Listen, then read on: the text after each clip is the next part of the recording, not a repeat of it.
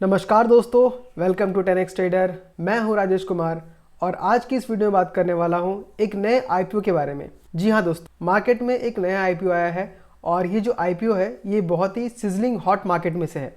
Sizzling hot market मतलब EV market, electric vehicle का जो मार्केट है, जो कि पिछले एक साल में बहुत ज़्यादा पॉपुलर हो गया था। इनफैक्ट अभी भी देखूँ तो पॉपुलैरिटी है, लेकिन जिस तरीके से ओला ने अपना आईपीओ को क्रैश करते हुए दिखाया उससे थोड़ा बहुत इसका असर कम पड़ा है। जेंसॉल इंजीनियरिंग में जिस तरीके से आपको फ्रॉड देखने को मिला, उसके वजह से भी इस सेक्टर के ऊपर ही थोड़ा बहुत लोगों को डाउट दिखना शुरू हो चुका है। तो उसी सेक्टर में एक नई कंपनी है, नई कंपनी नहीं है, आईपीओ में नहीं आ रही है, लेकिन कंपनी काफ़ी पुरानी हो चुकी है, जिसका नाम है एथर इंडस्ट्रीज। इस कंपनी का आईपीओ आने वाला है और ये कंपनी बेसिकली आपका टू व्हीलर सेगमेंट्स में इलेक्ट्रिक व्हीकल बनाती है।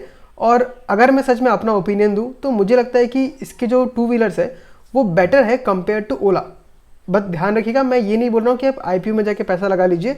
मैं बस इतना बताना चाहता हूँ, मैंने 2-4 दोस्तों से बात किया जो हैदराबाद में रहते हैं, साउथ में जो रहते हैं, तो उन्होंने रिव्यू काफ़ी ठीक ठाक ही बोला है। कहा कि एथर बहुत कंपनी अच्छी है, चलाने में कंफर्टेबल भी है, साउंड भी काफ़ी ठीक ठाक ही उसका निकल के आता है। क्योंकि इलेक्ट्रिक व्हीकल में नॉर्मली क्या होता है, अगर आप चलाते हैं तो आपको वो फील नहीं आता। अगर आप पेट्रोल व्हीकल चलाते हैं या डीजल का चलाते हैं तो जैसे इंजन रन करती है आपको एक साउंड आता है, उस साउंड के बेसिस पे आप ये डिटरमाइन कर सकते हैं कि आप कितना स्पीड जा रहे हैं, कितना स्लो जा रहे हैं। मतलब हमारा जो ब्रेन है वो सब कॉन्शियसली उस साउंड के साथ टाइप कर चुका है। तो क्योंकि मैंने भी यहाँ पे इलेक्ट्रिक व्हीकल चला के देखा था, तो बिना साउंड का चलाना बहुत ही अनकंफर्टेबल होता है, मतलब स्टार्टिंग में थोड़ा अजीब लगता है। तो उस स्कूटी का साउंड जो है वो भी काफ़ी अच्छा है, काफ़ी कंफर्टेबल है। लोगों को ऐसा फील नहीं होता कि वो इलेक्ट्रिक व्हीकल चला रहे हैं, काफ़ी कंफर्टेबली वो ड्राइव कर पाते हैं। अगर मैं टू व्हीलर को देखूँ तो उनका ठीक ठाक है, ओला की तरह इतना ज़्यादा प्रॉब्लम उसमें नहीं है। अभी वो परफेक्ट नहीं हुआ है, लेकिन उसमें उतना प्रॉब्लम नहीं है।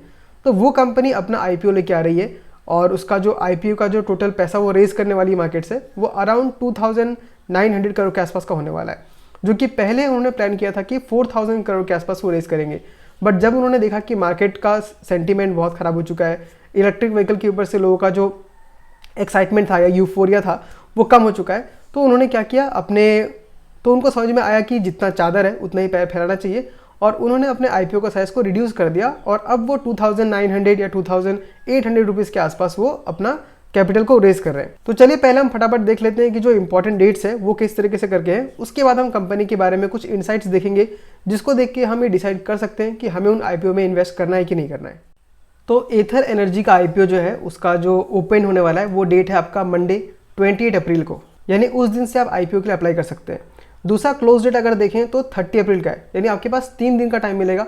उस 3 दिन के अंदर आपको अप्लाई कर देना है 28, 29, 30। उसके बाद अलॉटमेंट का डेट अगर देखें तो वो 2 मई को है, जो कि फ्राइडे को पड़ेगा। अगर आपको मान लीजिए अलॉटमेंट नहीं मिलता है तो आपके फंड जो वापस होंगे वो 5 मई को आ जाएगा और आपके डीमेट में जो शेयर मिलने वाला है वो 5 तारीख के आसपास मिलेगा, यानी 5 मई को मिलेगा। और शेयर का जो लिस्टिंग डेट है वो 6 मई के आसपास है। तो ये भी फिक्स नहीं हुआ है, टेंटेटिव है, मतलब तो ये डेट सही फिक्स नहीं हुए, टेंटेटिव है, मतलब थोड़ा बहुत चेंजेस हो सकता है, लेकिन 90% मान के चलिए कि यही डेट रहने वाले हैं, नॉर्मली चेंज नहीं होता है।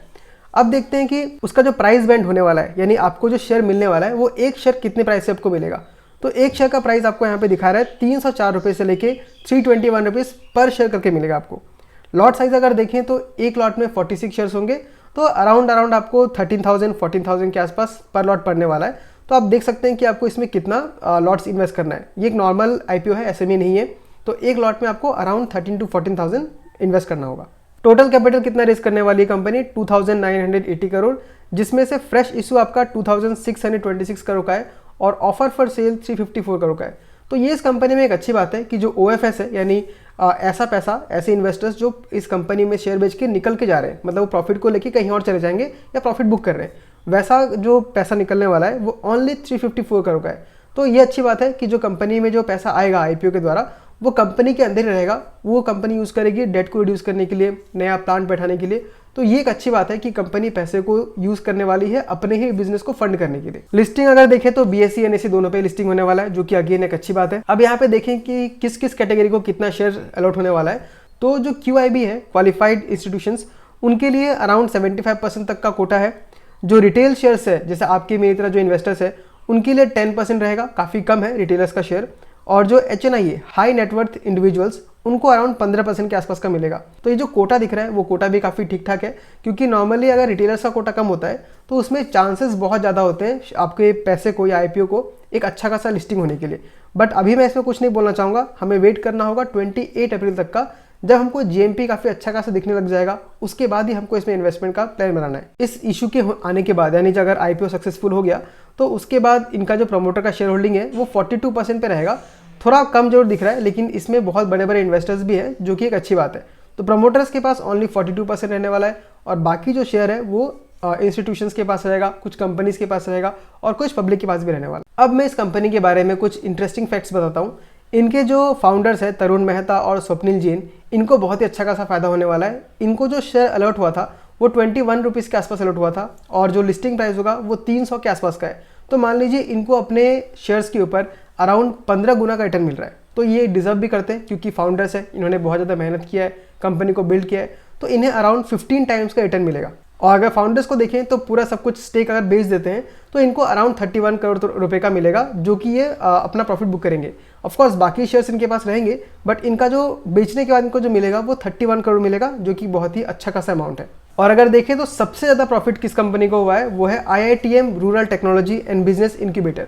ये क्या करते हैं, ये लोग ऐसे स्टार्टअप्स को स्टार्टिंग में ही आके, जब वो बहुत छोटे होते हैं, उनको कुछ हेल्प करते हैं, उनको बोलते हैं कि आप हमारा फैसिलिटीज़ को यूज़ कीजिए, और उसके बदले में कुछ शेयर्स ले लेते हैं या कुछ स्टेक उठा देते हैं। तो IITM rural technology and business incubator, इन्होंने जो शेयर्स लेकर रखा था वो 8 रुपीज़ पर शेयर पे लेकर रखा हुआ था, और अभी उसका प्राइस चल रहेगा 301 के आसपास। यानी इनको सबसे भयंकर प्रॉफिट होने वाला है, अराउंड 40 गुना का रिटर्न होने वाला है। इस कंपनी में एक और बात जो बहुत ही अच्छा है और जो इसको ओला इलेक्ट्रिक से अलग करता है, वो ये है कि इस कंपनी में हीरो मोटोकॉर्प का 37% स्टेक है, जो कि लार्जेस्ट शेयर होल्डर का बन जाता है।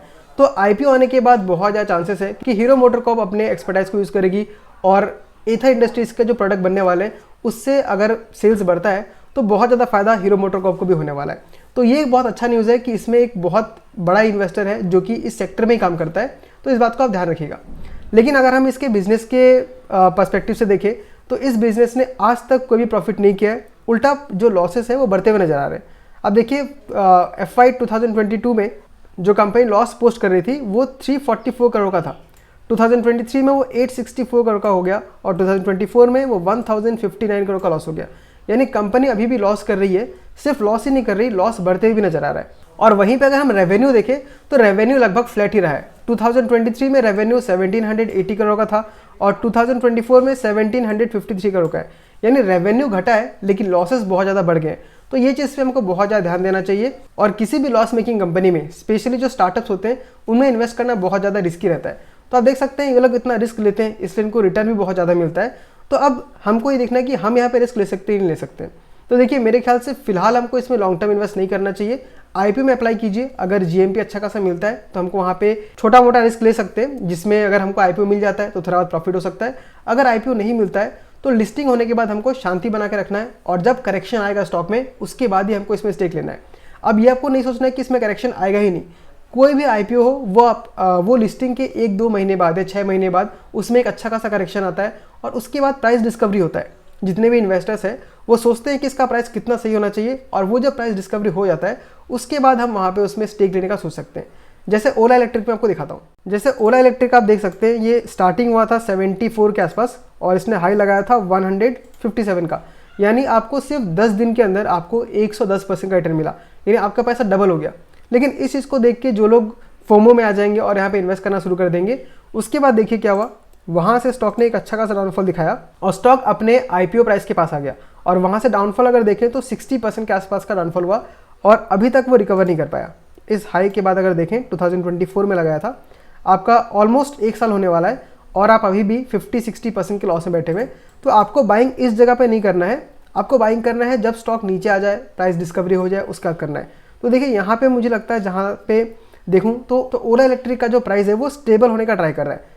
अभी ये कंफर्म हम नहीं बोल सकते, हम देख रहे हैं कि यहाँ पे थोड़ा बहुत जो स्टीपनेस है वो कम होता हुआ नजर आ रहा है, और यहाँ से अगर ये ऊपर मूव करना स्टार्ट करेगा तब हम सोच सकते हैं इसमें स्टेक लेना है कि नहीं लेना है। लेकिन वो भी हमको देखना है कि कंपनी प्रॉफिट बना पा रही है कि नहीं। अगर कंपनी प्रॉफिट नहीं बना पा रही तो हमें इसमें स्टेक नहीं लेना है। तो दोस्तों आज के वीडियो में इतना ही। आई होप आपको ये वीडियो अच्छा लगा होगा। अगर ये इन्फॉर्मेशन अच्छा लगा तो इस वीडियो को लाइक कीजिए, और हो सके तो चैनल को सब्सक्राइब भी कीजिए, क्योंकि उससे मुझे बहुत मोटिवेशन मिलता है और मैं ऐसे वीडियोस कंटिन्यूसली बनाते रह पाता हूँ। तो मिलता हूँ आपसे अगले वीडियो में किसी अगले स्टॉक के साथ। तब तक के लिए tata, bye bye, take care.